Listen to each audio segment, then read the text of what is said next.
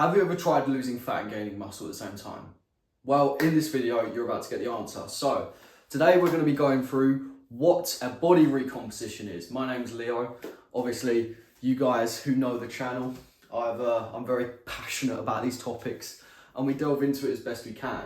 So today we're going to be talking about body recomposition, as I just said, and explaining first of all what it is, how it's going to benefit you, and why it's so effective.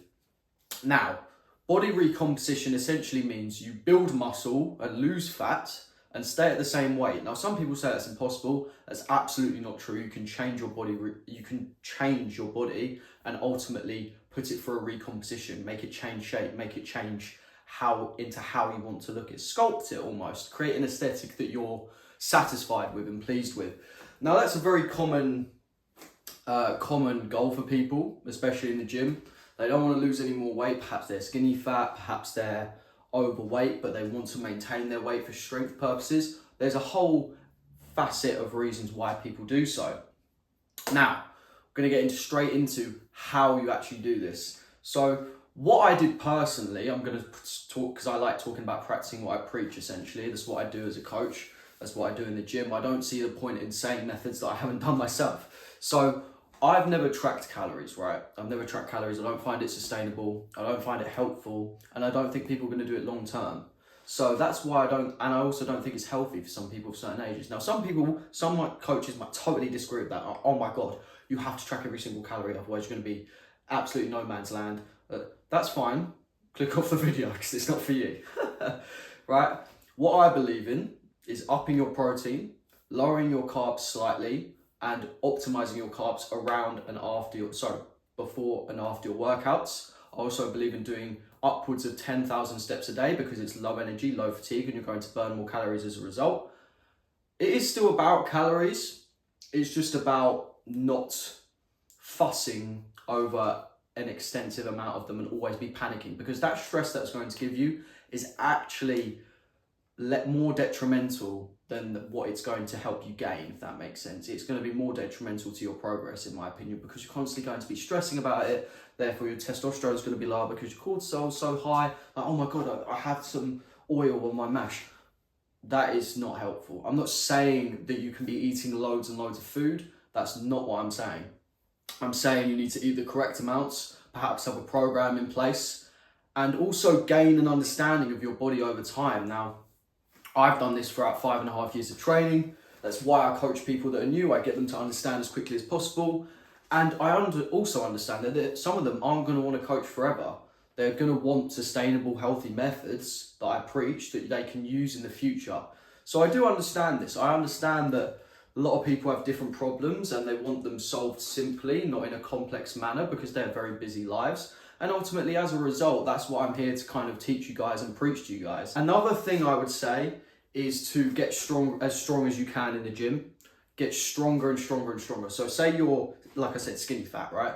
You need to aim to build as much muscle and strength as possible, maintaining the same calories and same energy, right? Now, yes, you would probably increase your numbers in the gym if you were eating in a surplus, but that's not what we're aiming to do here. We're aiming to stay at the same weight, try and get lean, try and lose fat and gain muscle. You're going to need to get stronger in the gym as a result to build your muscle. That is literally linear progress. People go, oh yeah, well, you need to get stronger in the gym in order to build muscle. That's just a law, because that's just linear progression. I'm not saying some power lifters, obviously, they're going to have smaller muscle, be smaller, whatever, and still be strong. I'm not saying that.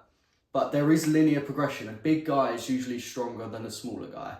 That's just true. If someone weighs 60 kilos, they're likely not going to be as strong as 100 kilos. So aim to increase your strength and size as much as you can. Have high protein, 1 gram of protein per pound of body weight, or you can double your kilograms and have that many grams of protein as per day. Sorry, that sounded a little bit confusing, but say you're 60 kilos, you should be having 120 grams of protein a day. That's what I'd say for the kg if you're using kg. Now, this is just a rough guide again. I'm not saying to go, oh my God, I'm 1 gram of protein off or over a day.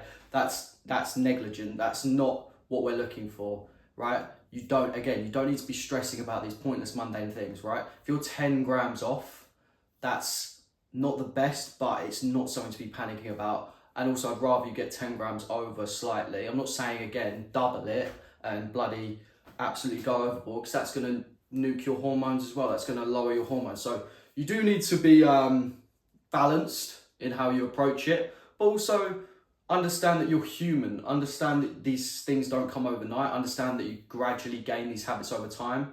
You're not going to quickly change into a completely different person by Monday morning. I put a short form out about that the other day. Go check that out. Is that people expect to become a completely new person, new year, new me, January 1st. And then they quit in a month and they wonder why they don't make any progress and they don't stay consistent. You're not going to completely change overnight just because you've put a date on it. You need to do it gradually over time. You're not going to be perfect, you're human, but you need to gradually get better over time.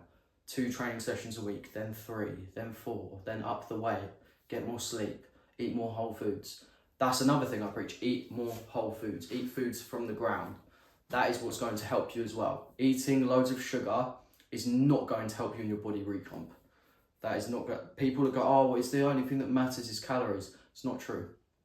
Because especially as a natural, which the predominance of people are, and I would highly recommend you stay natural, is your testosterone level is going to be much lower because you're having too much processed sugar, you're having too many processed oils, fast foods, trans fats, all these things that are making people feel awful. So you do need to balance it. You do need to take a good approach to it. If you guys have any questions, please leave them in the comments. Drop a like, drop a subscribe. Go check out the link in the description to my lean muscle protocol. Only £15 for that program to gain as much lean muscle and strength as possible in the shortest period of time. If you're not interested in that, if you want to go slightly higher, go check out my Instagram, DM me Transform, and we can get started with coaching. I hope you guys have all enjoyed this video, and I shall see you later.